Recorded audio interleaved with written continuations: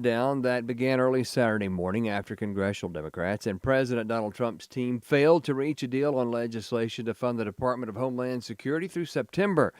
Congress is on recess until February 23rd, and both sides appear dug into their positions. The impasse affects agencies such as the Transportation Security Administration, the Federal Emergency Management Agency, U.S. Coast Guard, the Secret Service, U.S. Immigration and Customs Enforcement, and U.S. Customs and Border Protection. The work at ICE and CBP goes on unabated because Trump's tax and spending cut law from 2025 provided billions more to those agencies that could be tapped for operations. At least 3 people are dead and others are in the hospital after a shooter opened fire at a high school hockey game today in Rhode Island. State police and ATF agents were on the scene. Pawtucket Mayor Don Grebian told reporters outside the Dennis Lynch Arena he thought the worst when he heard the news. This was an isolated incident in some ways. It's tragic. And you think about that, right? You have the family, all the resources. We have men and women out there, so your mind goes in all different directions. Police Chief Tina Gonzalez says the incident could be part of a domestic dispute. An ATF source told Fox the shooter's wife and 2 of his children are among those dead. Some San Francisco residents are joining forces to shut down its reparations fund. According to the Pacific Legal Foundation and Fox News, several San Francisco residents and Californians have filed a lawsuit challenging the city's ordinance that establishes a fund for black residents only. The lawsuit alleges that the ordinance is discriminating based on race because it allows taxpayer money to be funneled into the fund. Gerard Felitti of the Lawfare Project made these comments on AFR. I'm almost at a loss for words because what San Francisco did is invite legal action. This is unconstitutional, plain and simple. It violates equal protection that's clear based on clear and recent Supreme Court guidance and rulings. So what San Francisco did here is essentially creating a race-based government benefit, which is something that the Supreme Court has clearly said you are not allowed to do. He said what San Francisco wants to do is redistribute money from those that never owned slaves in a state that never had slavery and give it to people who were never slaves. I think the end is to desensitize the American people to the notion that there should be money that's given by the government to people on the basis of whatever the government thinks it should do. In other words, San Francisco knows that it's going to lose this case. It knows that this is unconstitutional. He went on to say it's also a move to try and punish white people for their perceived success. An economist says the Trump administration is doing good work, but there are things she would still like to see done to improve things such as education, income, and job opportunities. More from AFN's Chris Woodward. Rachel Gressler at Advancing American Freedom recommends the Trump administration remove more of the regulatory barriers that she says are making it difficult for businesses to expand and to increase incomes. I know that the administration cares a lot about manufacturing and making more things in America, and yet our regulatory apparatus creates a burden that's equal to about $29,000 per worker in regulatory costs for every manufacturer in the U.S. And so if you could remove some of those unnecessary regulations, that's money that can be freed up for those manufacturers to expand, for them to reduce their prices, for them to pay their workers more. The Trump administration has done things to help people and businesses in the One Big Beautiful Bill, but Gressler thinks there may be room for more policies down the road. Just getting rid of things that are doing nothing but draining the economy, and there are plenty of other ways that they could do that as well, such as expanding apprenticeship programs, and other tax and regulatory barriers out there. I'm Chris Woodward. The cost for a cup of coffee keeps going up. Coffee prices in the U.S. were up 18% in January from a year ago, according to the latest Consumer Price Index. Over 5 years, the government reported coffee prices rose 47%. And that is all our time for this hour's news. We invite you to go to afn.net. You can see a whole lot more there. I'm Robert Thornton. American Family Radio would like to say thank you to Preborn. We value our partnership with Preborn as we share some of the same goals, namely the saving of unborn babies and also saving their mothers' souls through Jesus. We'd also like to thank you for your support of Preborn. You can donate anytime at preborn.com. A gift of just $28 provides a free ultrasound for an expectant mother. This NRB broadcast is underwritten in part by Preborn. Darkness darkness is not an affirmative force. It simply reoccupies the space vacated by the light. This is the Hamilton Corner on American Family Radio. It should be uncomfortable for a believer to live as a hypocrite. Delivering people out of the bondage of mainstream media and the philosophies of this world. God has called you and me to be his ambassadors, even in this dark moment. Let's not miss our moment. And now, the Hamilton Corner. Good evening, everyone. Welcome to the Hamilton Corner. My name is Abraham Hamilton III. I'm your host of this program. Look at Jeff Reed in the building. I see him. What's happening, Jeffrey Fresh? We are broadcasting live and direct to you from Nashville, Tennessee at the Opryland Hotel, where the National Religious Broadcasters 2026 convention is starting tomorrow. So I have the distinct honor and privilege of being the first AFR program to broadcast this year, an honor that I will gladly hold as we bring this program to you. We are so grateful to be able to do so.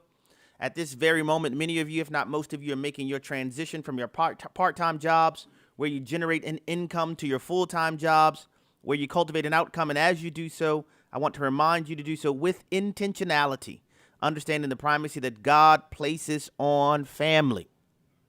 I say this on a daily basis. I will continue to state this on a daily basis. What goes on in your house is far more important than what goes on in the White House. The purpose of this expression is never to minimize what transpires in the White House. Never.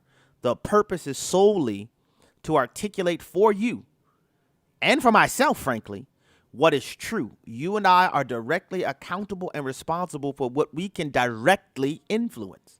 Certainly, we are responsible for what we influence indirectly, but we should not look to indirect influence as something that should usurp or transcend what we have the capacity to directly influence. And I was talking to some of our AFR team here. You know, there are lots of components to what's happening in our country that are necessary components. We need to have a robust Christian witness on Capitol Hill. We need elected officials that carry a biblical worldview into the legislative halls, into the judiciaries, into all of these other areas. But if we have all of those bases covered, but we do not have the bride of Christ in our country executing our King's commission to make disciples, guys, we are missing the most central and enduring and impacting aspect of our society.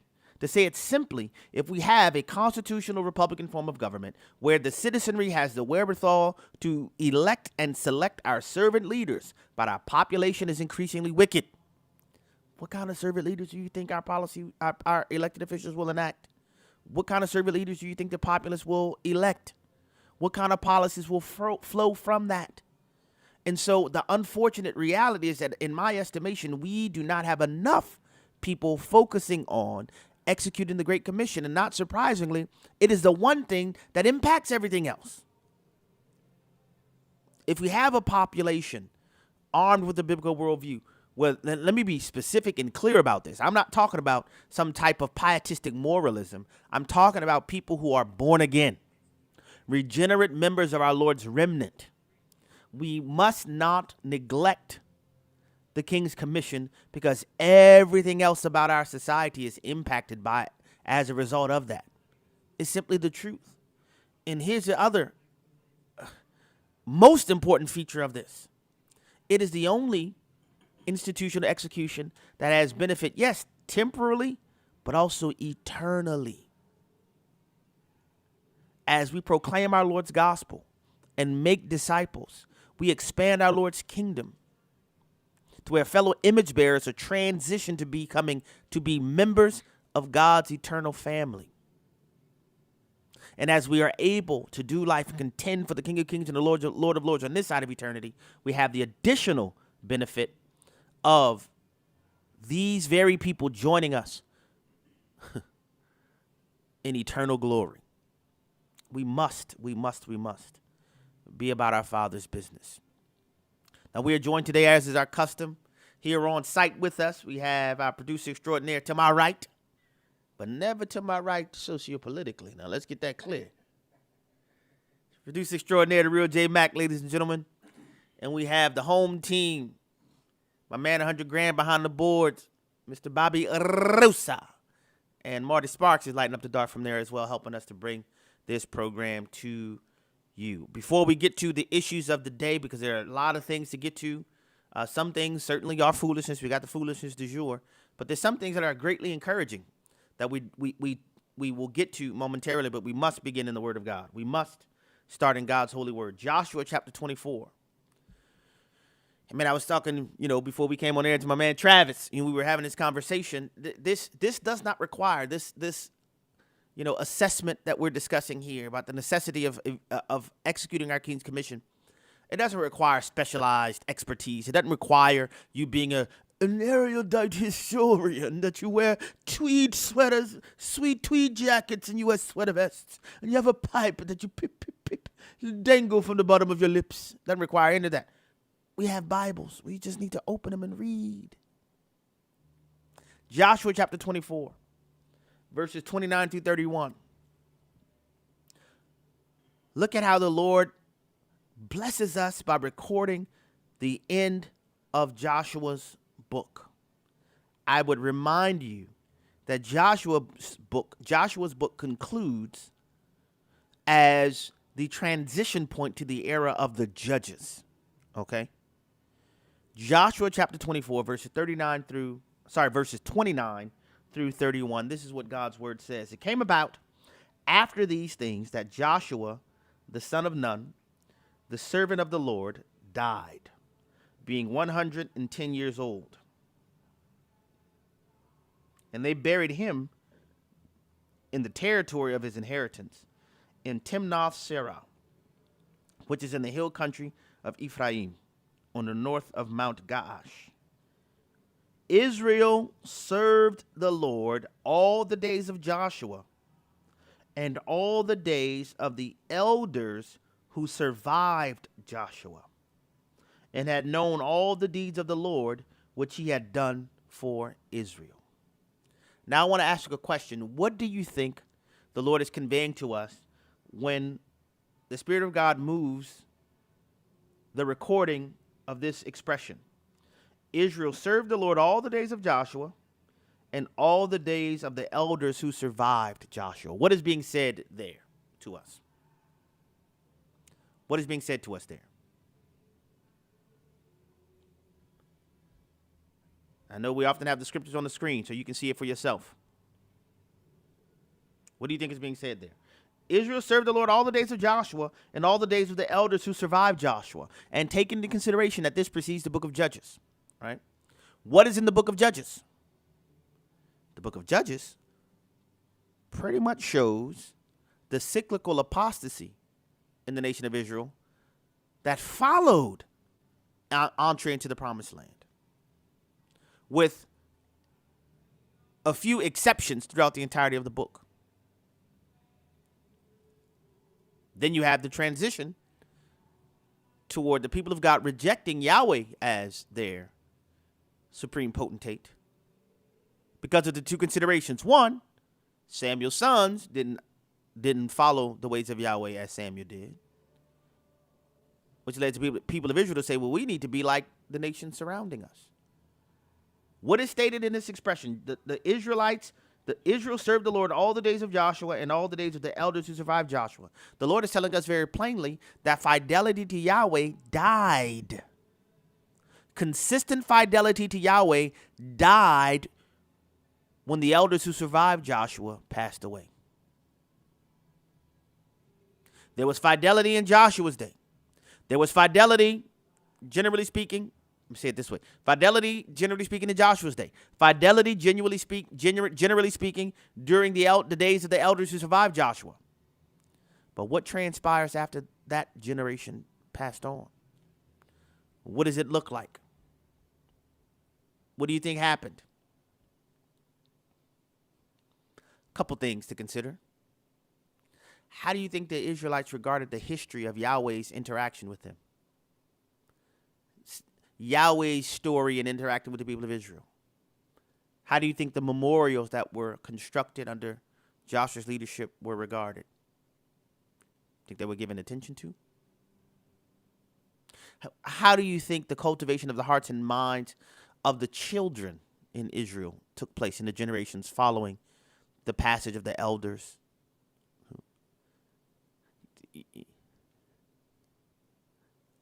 An Old Testament Israelite version of the 1619 Project? Can you imagine? Can you imagine that the Israelites began to find other things important, more important than the cultivation of the minds and hearts of their children in Yahweh worship? Can you envision? You kind of see what I'm getting at. It kind of looks like what's happened in our own country. It kind of looks like, how do you get from Mr. Gorbachev tear down that wall in 1980 to you have now Marxists openly running for office and being elected in our country. How do you get from never forget 9/11 when the Twin Towers came down to when now you're hearing the Muslim declaration 5 times a day in Manhattan today, in Manhattan? Guys, what I'm getting at is, history, yes, often repeats itself, but it often rhymes. You don't have to venture too far. How do you get from walking on the Red Sea on dry ground when the entirety of the nations, what the song of Miriam was saying on the other side of the Red Sea, where the horse and his rider were cast down, where the global superpower of the world at the time met its demise in an effort to subjugate God's people? And then you get to Judges chapter 6, where you have a young man by the name of Gideon saying, man, where's all this stuff that our forefathers were talking about? I heard they talked all that yang, but I don't know nothing about that. I'm behind this wine press threshing wheat.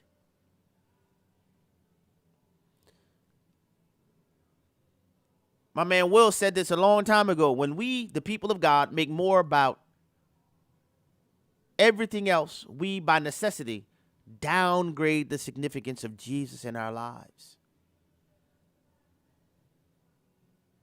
The cyclical testimony of the book of Judges is that you had a people not crying out to the Lord, not because of faithful devotion to Yahweh, but because of pain. The Midianites, they're terrorizing us. They're beating us up. They're stealing our flocks. They're abusing us. Lord, help. And what happens? The Lord helps. And what happens? As soon as there's any alleviation of the pain, there's a return to the pig's trough.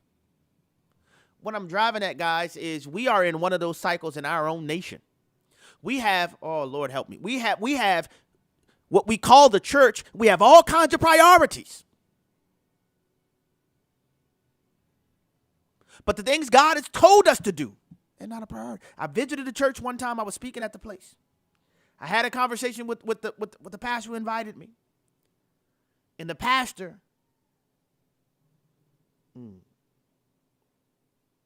started telling me about the church's health, and he conveyed that to me by reflecting on the building programs. And initially I was confused, and it kept going on and on and on, and was telling me about this building and that building.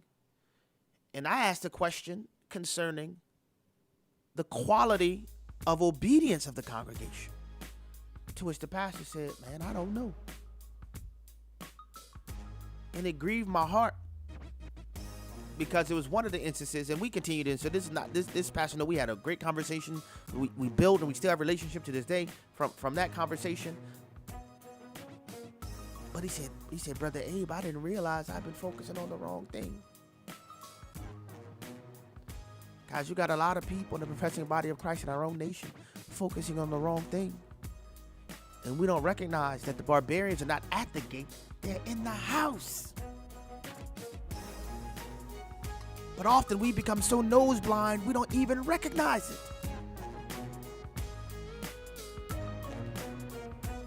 The Lord's commission is not an option.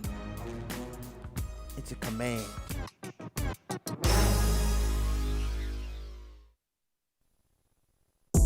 a Discipleship Minute with Joseph Parker. God spoke the world into existence. God used his words to create the universe. God's words are powerful, but a very important truth that God wants to convey to us in his word is that our words are powerful as well.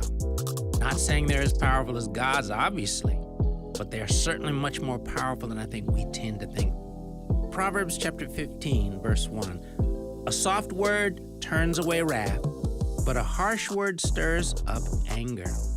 Are my words fruitful? Are they words that honor God, that build God's kingdom? Or are the words I speak words that tear down, that cause difficulty, that make life tough? Proverbs chapter 16, verse 24. Gracious words are like a honeycomb, sweetness to the soul and health to the body. I'm Rick Scarborough, and this is my take. A Venezuelan official is claiming that 100 people were killed in the U.S. operation to capture President Nicolas Maduro and his wife. According to Reuters, Venezuela's Interior Minister Cabello claims that Venezuela's army posted a list of 23 names of dead soldiers killed in the attack. Cabello added that Maduro suffered a leg injury during the capture, while his wife sustained a head injury. An administration official told Fox Digital News on Tuesday that 7 U.S. service members were injured in the operation. The fact that the extremely complex and grueling mission was successfully executed with so few injuries is a testament to the expertise of our warriors. The mission was led by Army's elite Special Operations Delta Force. President Trump is keeping his word to keep America safe. All Americans should be thankful for his courage and his actions. I'm Rick Scarborough, and that's my take. The following is a real-life story from Trinity Debt Management. I had a lot of credit card debt, and it stressed me out. But what I thought was a solution turned out to be a problem. I kept hearing ads about debt settlement that seemed too good to be true. And actually, it was. When I called, they told me to stop paying my bills. That didn't sound right to me at all, so I hung up.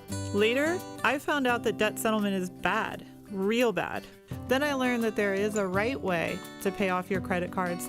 It's called a debt management program from the great team at Trinity. Trinity had a plan. In the end, I paid off my bills, I saved thousands, and I even improved my credit score.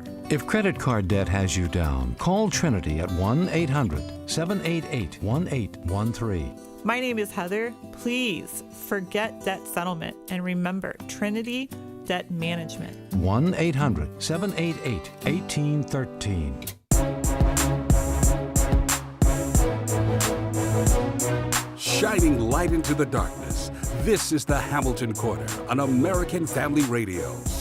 Welcome back to the Hamilton Corner. Abraham Hamilton III. This weekend, we will be in Simsboro, Louisiana, starting Friday evening, Friday, February 20th. We will be in Simsboro, Louisiana at Simsboro First Baptist Church. Looking forward to kicking off the family-focused weekend. You can go to fbcsimsboro.org, the event page. Click on the event page. You'll see Family Focus Weekend there. You can register there.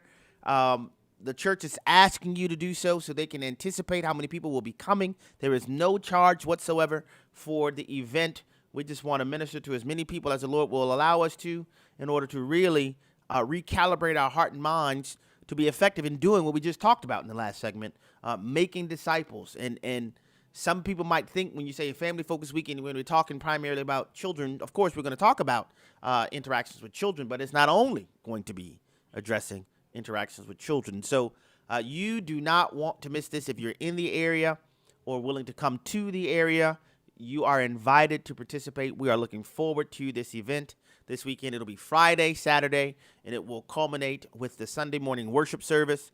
By God's grace, I will be delivering the sermon the Sunday morning as well. You can see the itinerary for this weekend if you go to fbcsimsboro.org. Click on the events page, Family Focus Weekend. The itinerary is posted there, and we are so excited to be a part of that. Looking forward to it this weekend. You do not want to miss it. All right. I want to start the show off today with discussing, this is not foolishness at all. while many people were doing their St. Valentine's Day stuff. Secretary of State Marco Rubio was in Germany at the Munich Security Conference, and I am telling you, he delivered probably one of the best speeches I've ever heard, personally, that I've ever heard, meaning that I've heard it with my own two ears. I watched the video. I watched it and I heard it with my own two ears, in addition to just reading about it.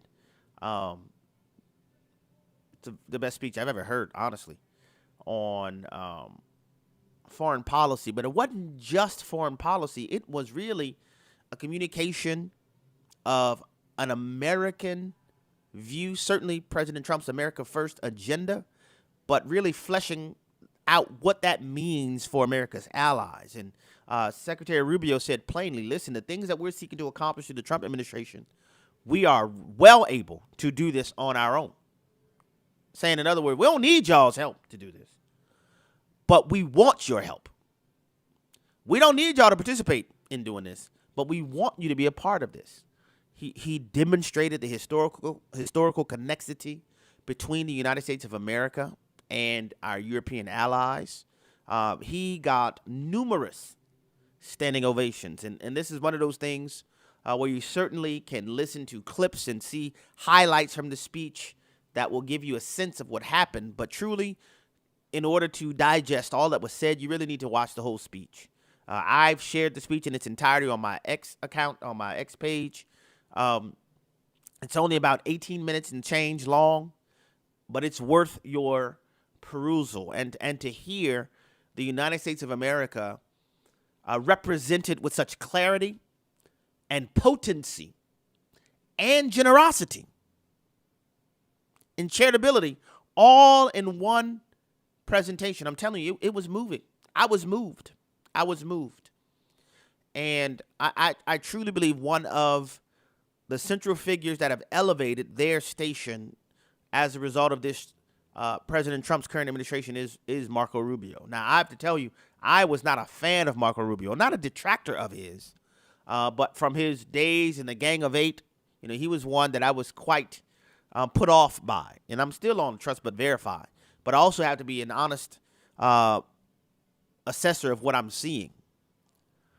There is something different about Marco Rubio now, and it's pretty remarkable what is being displayed for the world to see. And like I said, the clarity, the conviction, the potency, but also the generosity. It was remarkable because you could see some of those stuffy Europeans that they didn't really want to hear nothing that Marco Rubio had to say. And as he spoke, they were visibly changed in their demeanor as to what he said. And the repeated standing ovations were indicative of that. And so I encourage you to go and watch the whole speech. It is worth your time. It is one I encourage you to watch with your children, frankly, and to get a picture of what American leadership is supposed to look like. Because what we had the previous years is not it. Is not it. And with that, following Marco Rubio's speech before the Munich Security Council, he spent some time in Hungary with Viktor Orban. And, my wife and I have been doing just a little bit of studying because I was interested in getting a bit more details into how do we get from World War II till we get to a USSR advancing to where there's a Berlin Wall, and oh man, to see what happened, how Europe went from the throes of the National Socialists in Germany to the United Soviet Socialist Republic of Russia. Not a republic at all. The history there, man, it's just Europe literally went largely from Hitler to Stalin. And our country, and I think it's quite intentional, that not many people understand the details of what Soviet Leninism was and Stalinism was, and exactly how the USSR expanded to become what it is, what it became. It's a worthwhile investment to study that aspect of history. But getting back to this, Marco Rubio said something, and this is obvious. He said something in his joint press conference with Viktor Orban, the Prime Minister of Hungary. That, man, it's not rocket surgery. This is what should be understood. But for decades in our country, we have embraced really a perverted notion of immigration to where we've allowed the practical ethic to be, well, surely foreigners have a right to come to the United States of America. And guys, simply put, that's not so. Nobody who was born in another country has a right to come to the United States of America. They may want to come to the United States of America. It may be better for them to come to the United States of America. And yes, there have been numerous times where people's lives hung in the balance, and coming to the United States of America has literally saved their lives. But that fact doesn't mean that anyone has a right to come here. And Secretary Rubio said as much during this press conference with Viktor Orban. I don't want to hear you. I want you to hear him state it just as plainly as he said it during their joint press conference today. Listen to and watch clip number one. Clip one, Secretary Rubio. Go. I've said this repeatedly. I don't know why it's so hard for some to comprehend it, so let me repeat it again. A visa, no one's entitled to a visa. There is no constitutional right to a visa. Okay, a visa is a permission to enter our country as a visitor. If you enter our country as a visitor, and as a visitor in our country, be it a student, a tourist, a journalist, whatever you want to be, and you undertake activities that are against the national interest, the national security of the United States, we will take away your visa. In fact, if we knew you were going to do it, we probably wouldn't have given you your visa. Yeah. Like, why it should not be a jolting notion to hear a U.S. government official say, hey, you don't have a right to a visa. And guess what? If you get one and then you do something that's hostile to our nation, we'll take it from you. Guys, why is that? Why is that such a big deal? Why is that such a big deal? It shouldn't be. But you know why it's such a big deal? Because, frankly, because of the effectiveness of the Gramscian march through the institutions in our own nation. You know, and I don't want to sound like a broken record, but let's face a couple facts, right? It's not surprising that the people who hate God, whether they hate God due to their atheistic orientations or they hate God because of their penchant for false religion, where, let's just keep it a buck, where they're worshiping demons, it shouldn't be surprising that they all coalesce around this notion of where they all want to see the United States of America destroyed. You know, I've shared on this show, it's not surprising to me that the Islamists who seek to penetrate the United States of America, to subvert our nation, officially and formally, usually do so through the Democrat Party because they find it easier to do so through the Democrat Party. That's why when people ask, well, how y'all do know Muslims reject homosexuality and all the sexual deviance, so how can a Muslim be a Democrat? Because it's an Islamist will, and we talked about this when Robert Spencer was testifying on Capitol Hill from the Muslim Brotherhood Manifesto, that Islamists want to use our own system against us. So where would an Islamist find more effective access? In a binary partisan framework. All right? Similarly, or let me say it this way, analogously. Now, similarly is effective. Similarly works here. We must never forget that Marxism is the socio-political ideology advocated for and advanced by people who by and large are atheists. Moses Mordecai Marx Levy, Karl Engels, the Leninists, the expansion of Marxism historically from its genesis, all came as the implementation mechanism of a view of the world, also known as a worldview, that rejects the knowledge of God. We have to understand that. So when you have these people, and we can talk about, the Frankfurt School penetrating the United States of America following, or should I say in the shadow, in the wake of World War II, that they sought to infiltrate the various systems of operation in the United States of America and pervert them to their own ideology. This is why I consistently reiterate for you guys that you should never forget that critical race theory is nothing more than a subset of critical theory. It is the application of critical theory with its same ideals, objectives, and pursuits as the critical theorists that was articulated and fomented in an exclusively European context. They just found another seam to pull at in the United States of America. In Europe, the seam that they sought to pull was always the proletariat versus the bourgeoisie. And doing a little bit of digging into the history of Europe following World War II, it was interesting to see how Stalin popularized the notion concerning the effort to nationalize European farmland. And those farmers who didn't go along with with Stalin's plan, he called them wealthy peasants. Think about that. The wealthy peasants. Now, I might have been born that night, but it wasn't last night. How can you be wealthy and a peasant at the same time? Because the truth was, and Stalin knew, many of the European farmers, they were poor.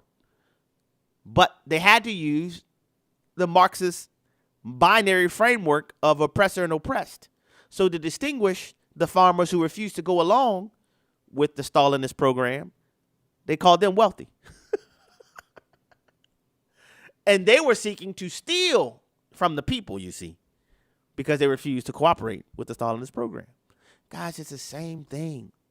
Critical theory is the overarching ideology that also gave rise to queer theory, transgender theory, climate alarmism. It's all under the same umbrella. They're finding different seams to advance the same Marxist ideology. That's why the demonic organization Burn, Loot, Murder, also known as BLM, I told you about this, you start digging into their objectives, and you can't tell me because I'm from the hood, so I know what people in the hood care about. You can't tell me people in the hood is like, yeah, and when we gather, we do so to loosen the tight grip of heteronormative thinking. Ain't nobody on any block in any hood in the whole of the United States of America would ever show up for a rally for that. I'm just telling you. No. They're not showing up to transform the Western prescription for the nuclear family. Nah, bruh, Pookie and Ray Ray ain't on that. Never were.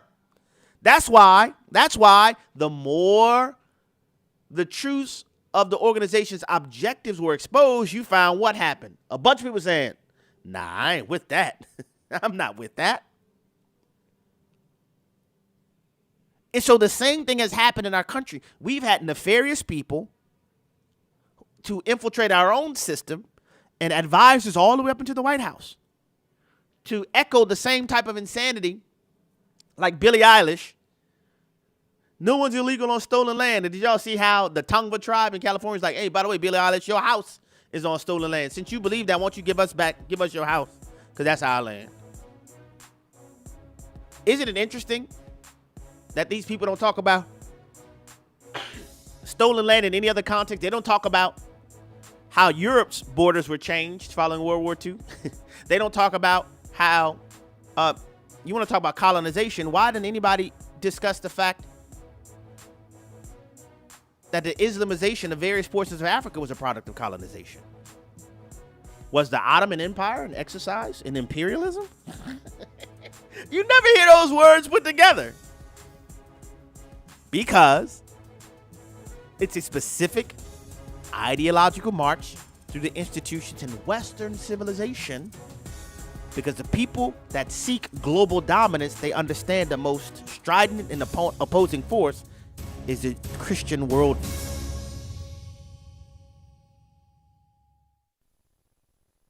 fostering and adoption is not a Band-Aid for infertility. It is a calling, and God can change the desire of your heart and make that so rewarding. It's the most beautiful, selfless thing. It's pure religion, but it's not a fix to I desire biological child. God has to deal with that in your heart separately.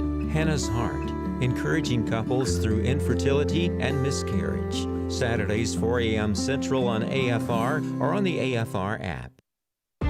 If we lose this cultural war, we're going to have a hedonistic, humanistic society.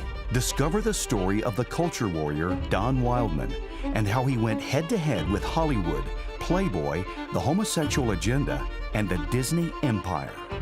The movement Don started paved the way for Christians to boldly stand for truth and righteousness in a hostile culture. Watch Culture Warrior today for free. Visit culturewarrior.movie. Freedom from lust. This is David Wheaton, host of The Christian Worldview. Lust is sinful desire contrary to God's will. While it is associated with the craving for sexual pleasure outside marriage, lust can also be a sinful desire for power, money, material things, and more.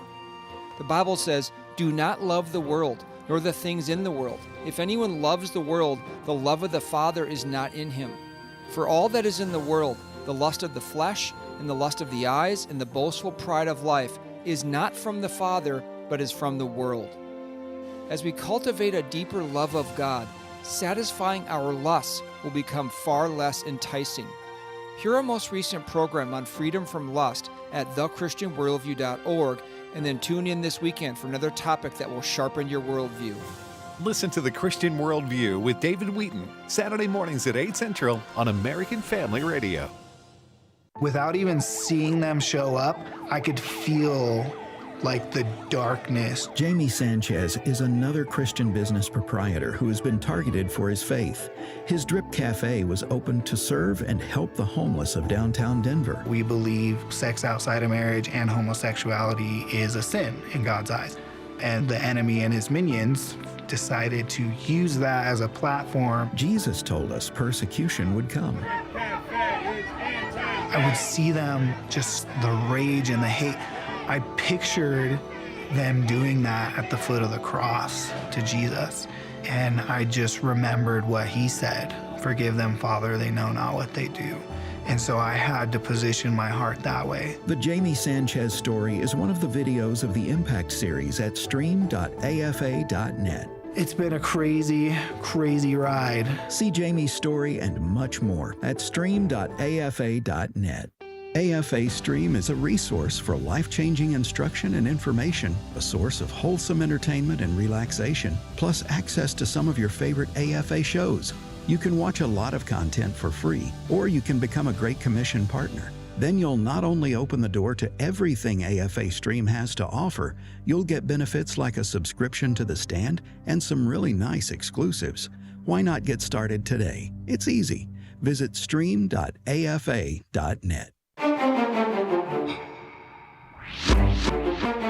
The Hamilton Quarter podcast and one-minute commentaries are available at afr.net. Back to the Hamilton Quarter on American Family Radio. Welcome back to the Hamilton Corner. Abraham Hamilton III here. Man, we're in the third segment already. Man, I was just getting warmed up. The point that I was making, guys, is terms like, imperialism and the colonialists and all of these things, they're meant to destabilize the citizens of the United States of America, in addition to those who are members of Western civilization, because it's a part of the efforts to undermine. What I was saying before the break is that, as Gramsci postulated, is documented for all posterity in the prison notebooks, is that he said that any nation that is anchored in a biblical ethos, that there's no way you can overcome it. You won't be able to overcome it militarily, because people who are people of freedom, they have this natural penchant. And let me say it differently. You won't be able to overcome it by force, because remember, socialistic and communistic thought is not the brainchild solely of Moses Mordecai Marx Levy. Never forget that Marx was a disciple of Hegel, all right, from whom we got the Hegelian dialectical process. Marx's contribution was the utilization of violence to accomplish socialistic and communistic ends. And remember that socialism was always an intermediary stop on the road toward communism. All right? Gramsci comes along thereafter because they tried to spread Marxism around the world by force. And when they came up against Western civilization, they realized, ruh-roh, we got a problem. Because we selling all of this, but it doesn't work. And I've talked to you guys before about how critical theory developed because after World War I, Marxists believed that the proletariats of the world would be able to unite and overthrow the bourgeoisie. But something happened after World War I that poor Europeans were given access for the first time in large numbers to the West.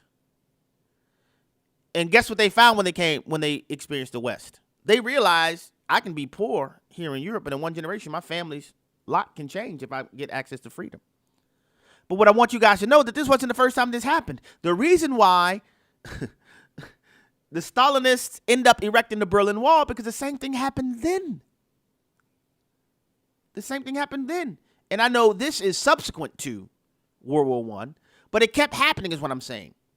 You had East Berliners who experienced West Berlin. They were like, hold up. How about this? When you had the Soviets following World War II, and in the places that the Soviets during World War II, they liberated from Hitler, they had a hard time getting the Soviet soldiers to go back to the USSR because they were like, man, some of these people in these countries, they're living good. These people are living better than we were in the USSR. So these things kept happening. So the idea of revolution by evolution, the long march through the institutions, because Gramsci and others realized, we're not going to be able to do this by force. So we now have to infiltrate and pervert the ideologies of the nations that we want to overthrow. We have to get, and this is a very simplistic, reductionistic, and crude articulation of it, but it's still accurate. What Gramsci and others postulated, we have to infiltrate and get the people of these nations to curse their liberty in favor of our chains. Guys, I'm telling you. That's literally what they talked about. This is why, as we stand today, I experience with my own two eyes and my own two ears. At the exact same time, you have people complaining about how horrible America is. You have people coming to America and they kiss the ground when they get here. How does that happen? How can America be irrepressibly racist and yet the same people want as many people from around the world to come to this country? You either have to be ignorant, evil, or you lying to say America's a horrible place for ethnic minorities. And at the exact same time, you want the world's minorities. You want the world's population to come to America where there would be minorities. You know why they do that? Because they're lying. They know America is not what they're representing her to be. America is not perfect. No nation is perfect, but America is better than every other nation.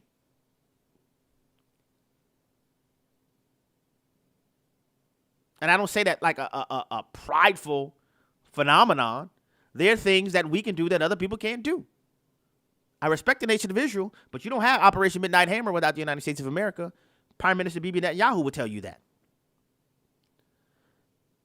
This is why, and I don't say this because I'm not like the most experienced world traveler, but I have been to a few other countries. But it's amazing. You very rarely find people who have been to other countries who will categorically say America is just horrible. You know why? Because they've been to other countries. So a lot of the stuff that they're selling us, man, they're lying to us. They're lying to us. And just as we discussed, remember the shows we've done with Bill Federer, what we've done with Israel Wayne, talking about what's happening in Dearborn and Hamtramck in Michigan, what's happening in our own nation. And now we have Zohran Mamdani elected as mayor of New York City. Dating back to 2023 under Eric Adams, the municipal regulations were adjusted to allow limited blasting over speakers of the Islamic call to prayer. Well, guess what's happened since Zohran Mamdani's become mayor of New York City? He's ramped it up. So now you have repeated, not just on Fridays or not just during Ramadan, you have repeated daily offerings of the blast through the speakers. And I really hesitate to call it a call to prayer, because when you have these things happening in a country like ours, and you have, New York City, the economic fulcrum of the world, happening in New York City, how is it anything other than a declaration of victory? To say in the same place when 9/11 happened,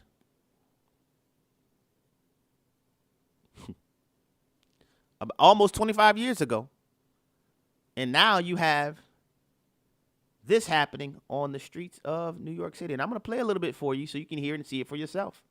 Listen to and watch clip number 3. Clip 3. Go. Here is Atlantic. We are hearing Azan. Come here. I think we diverting off the Texas stuff. Yeah.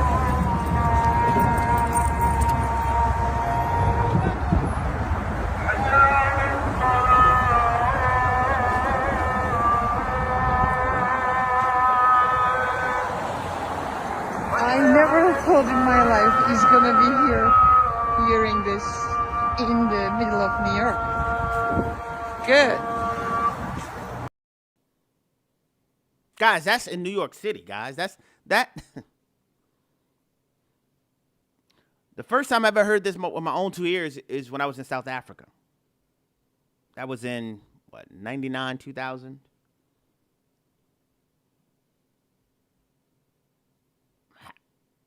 Is it a call to prayer, or is it a declaration of victory?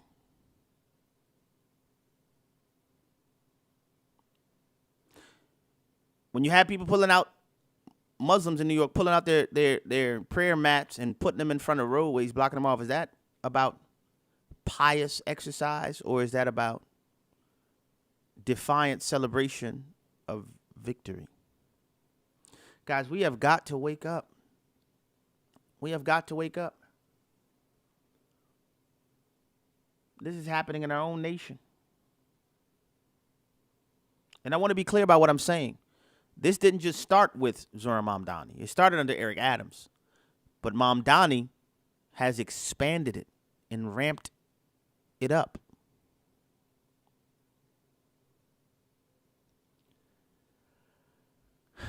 History not only repeats itself, it often rhymes.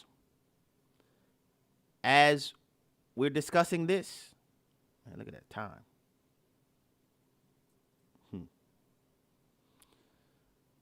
Following the reports of the slaughter of Christians in Nigeria, the U.S. has already done some targeted airstrikes. Well, we now have a small contingent of U.S.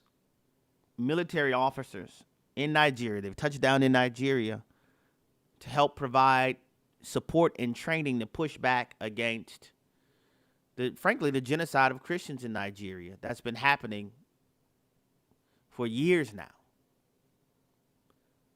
That it was brought to President Trump's attention, and he expressed his disdain for that happening. Well, now we have U.S. troops. They're helping Nigerians to push back against the Boko Haram / Fulani genocidal efforts in the nation. That the world, that people at the UN say, it's not really happening. It's not really happening. We've been reporting it here on this show because we wanted to make you aware of what's going on, because it is happening. And it's true. I don't believe the United States of America needs to be the world's police. But I think this effort, you have limited soldiers who've been deployed there to train and to provide an intelligence base of support, so there can be an active, informal resistance to what's going on in Nigeria. Because, not surprisingly, similar to what happened through ISIS, guess what Boko Haram and Islamists in Africa want to accomplish? Guess what they want to do? Anybody want to guess? They want to establish a caliphate in Africa. Isn't that something? It's almost like we've read about that happening somewhere. Like there's a script almost that's being followed, that's continually pursued. Well, as we're discussing infiltration and subjugation, guys, and it's the same thing. Remember what Balaam? That was some of the same things that happened to infiltrate the people of Israel.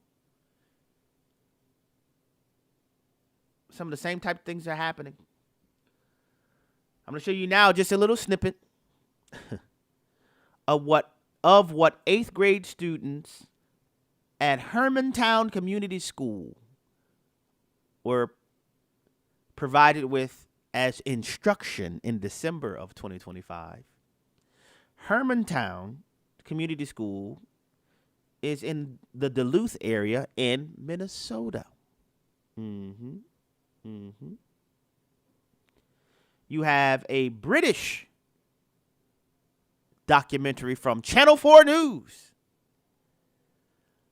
that the Hermantown Middle School officials said, and let me give you exactly what they said.